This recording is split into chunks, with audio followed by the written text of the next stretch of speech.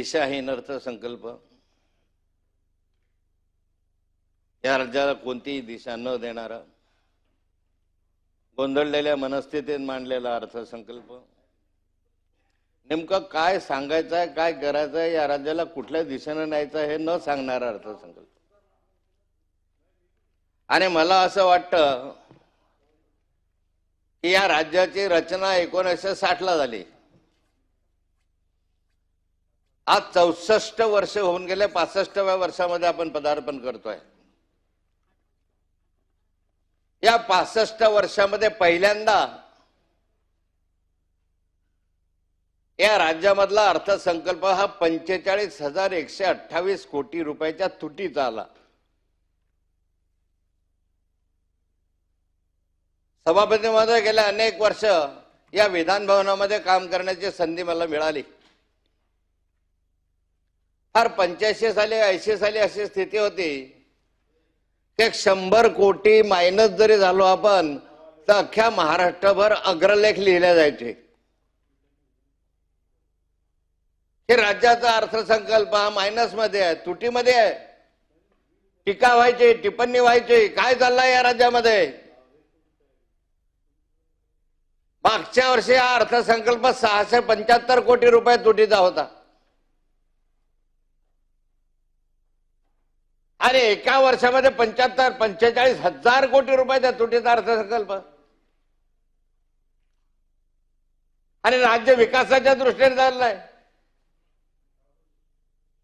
मी माननीय मंत्री महोदयांना विचारू इच्छितो, 45,000 कोटी रुपयाची तूट आपण कुठून भरून काढणार आहात? एका वर्षभरामध्ये 45,000 कोटीची तूट भरण्यासाठी किती कर तुम्हाला लावावे लागतील, किती उत्पन्नाचे साधनं तुम्हाला शोधावे लागतील.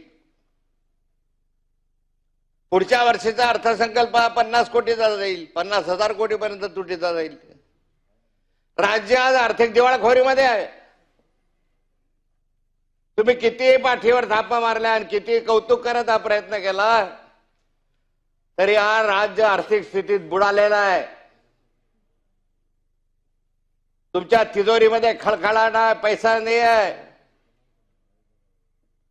आणि अशा स्थितीमध्ये वेगवेगळ्या योजना तुम्ही आणतात, महसुली तूट वाढतोय,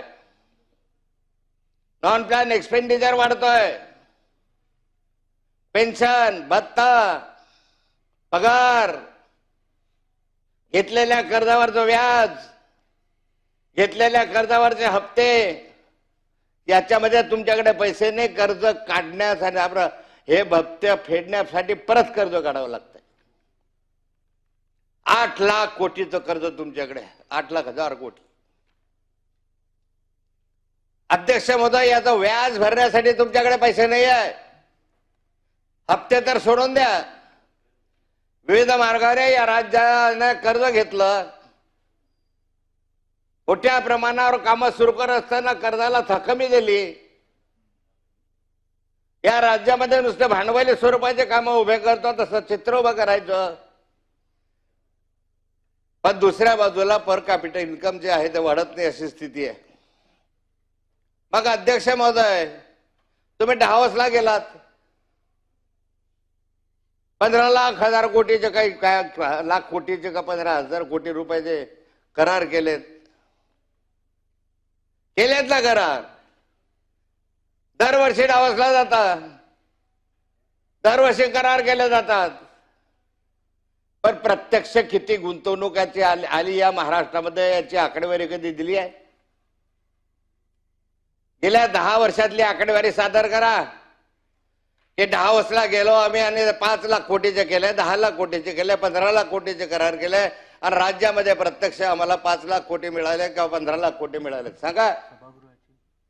नुसतं पाठ ठोकून घ्यायचे, 15 लाख कोटीचे केले. सभागृहाची वेळ अर्थसंकल्पावरील आजच्या दिवसाची चर्चा संपेपर्यंत वाढवण्यात येत आहे. डावसला जातात, इकडे तिकडे जातात, पण प्रत्यक्ष गुंतवणूक किती? रोजगाराचे आकडे सांगितले जातात, पण रोजगार आहे कुठे? या राज्यामधला रोजगार गेला. या राज्यामधले उद्योग गुजरातकडे वळवले गेले. या राज्यामध्ये नोकऱ्या संपल्या.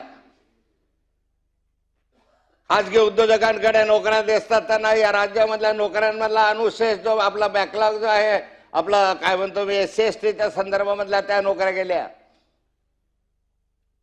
सरकारमध्ये असताना निदान SC/ST OBCच्या जागा NTच्या जागा भराव्या लागत होत्या. आता रिलायन्सचे उद्योग आले, अंबानीचे आले, अडाणीचे आले, याचे आले, त्याचे आले, एक तरी मागासवर्गीयाला प्राधान्य आहे का त्या ठिकाणी? मागासवर्गीयांना नोकऱ्या तुम्ही घालवल्या, खासगीकरणाकडे वळल्या, मागासवर्गीयांच्या नोकऱ्या घालवल्या. अध्यक्ष महोदय, मी आपल्या निदर्शनास आणू इच्छित की दाहोदचे करार झाले. या राज्यामध्ये एका बाजूला पाहिलं तर मोठे मोठे रस्ते झाले.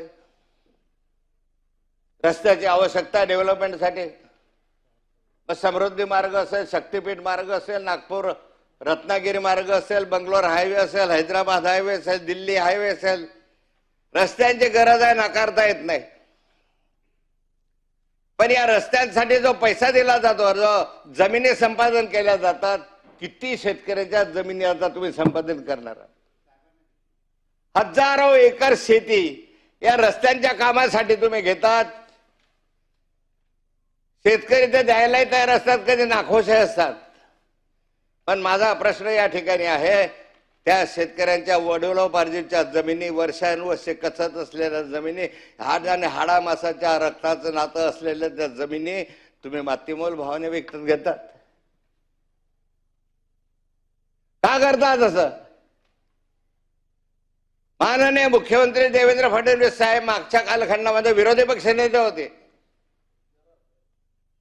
आणि विरोधी पक्ष नेते असताना सभागृहामध्ये त्यांनी भाषण केलं होतं की शेतकऱ्यांच्या जमिनी तुम्ही मातीमोल भावात घेतात. शेतकऱ्याला जो अनुशेष वाढतोय त्याचं काय?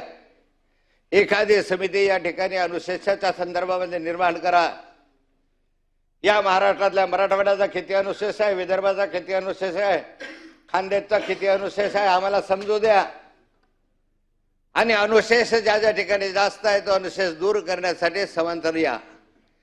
नाहीतर एका बाजूला अनुशेष वाढतोय आज दुसऱ्या बाजूला विकास वाढत चाललेला आहे. हा रोजगारापासून तर सर्व क्षेत्रातला हे चित्र या महाराष्ट्रासाठी बरोबर नाहीये.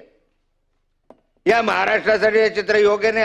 अध्यक्ष महोदय, मला असं वाटतं की या ठिकाणी तुम्ही एक समिती या ठिकाणी कार्यान्वित केली पाहिजे. अध्यक्ष महोदय, कर्जमाफीच्या संदर्भामधला तर निर्णय याच अधिवेशनात व्हावा अशी माझी अपेक्षा, आणि तो होईल जर खरंच सरकार असेल शेतकऱ्यांच्या बाजूला, खरं तुम्हाला शेतकऱ्याची जाण आणि गाणार असेल तर कर्जमाफी करून दाखवा. जाऊ द्यावा एखादा रस्ता. कुठले मार्ग काढत राहतात 1,00,000 कोटीचे आणि 50,000 कोटीचे. खरं आमच्या शेतकऱ्यांचा कर्जमाफ, अरे आयुष्यभर ऋणी राहू तुमचे. पण या ठिकाणी अध्यक्ष सदाभाऊ तुम्ही करा. आणि म्हणून माझा प्रश्न असा आहे अध्यक्ष महोदय, ते सारं करत असताना मेट्रोचं जाळं झालं, मिनी रेल्वे काढली, काय काढली, ह्या किती नुकसानीमध्ये आहे ते सांगा. किती कर्ज यांच्यासाठी काढलाय, किती यांच्या काढसाठी काढलेल्या कर्जावर तुम्ही व्याज भरतात. अरे त्या व्याजापोटी सुद्धा तुम्ही ठरवलं जेवढं व्याज तेवढं भरतात, तेवढं माझ्या शेतकऱ्यांचं कर्ज आहे रे. का नाही होते? म्हणून अध्यक्ष महोदय, अनुशेष दूर करण्यासाठी प्रयत्न करा. आदिवासींच्या कुपोषणासाठी प्रयत्न करा. मागासवर्गीयांच्या कल्याणासाठी करा. मागासवर्गीयांच्या शिष्यवृत्त्या दिल्याने, आदिवासींच्या शिष्यवृत्त्या दिल्याने 8 महिने झाले, 10 महिने संजय गांधी वृद्ध योजना बंद आहे.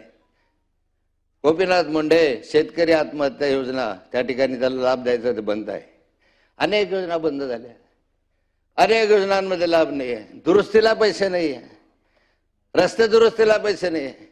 मोठे मोठे हायवे तयार होतात, ग्रामीण भागातले रस्ते ओस पडतात, अशी स्थिती आहे. शिक्षणाची व्यवस्था कोलमडत चाललेली आहे. म्हणून अध्यक्ष महोदय, माझी विनंती राहणार आहे संदर्भामध्ये की सरकारने लक्ष द्यावं. कसा अर्थसंकल्प आहे त्याची पाठ थोपटून घेतात, उत्तर द्यावेत माझ्या प्रश्नांचे. अनेक विषय बोलता येण्यासारखं आहे शहरापासून ग्रामीण भागापर्यंत. पण सर्वात गेल्या अनेक वर्षामध्ये सर्वात जर दिशाहीन हा असा अर्थसंकल्प जो कुणाच्याही कामाचा नाही, कुणी स्वागत केलं नाही आता तुमच्याशिवाय, अशा अर्थसंकल्पाचं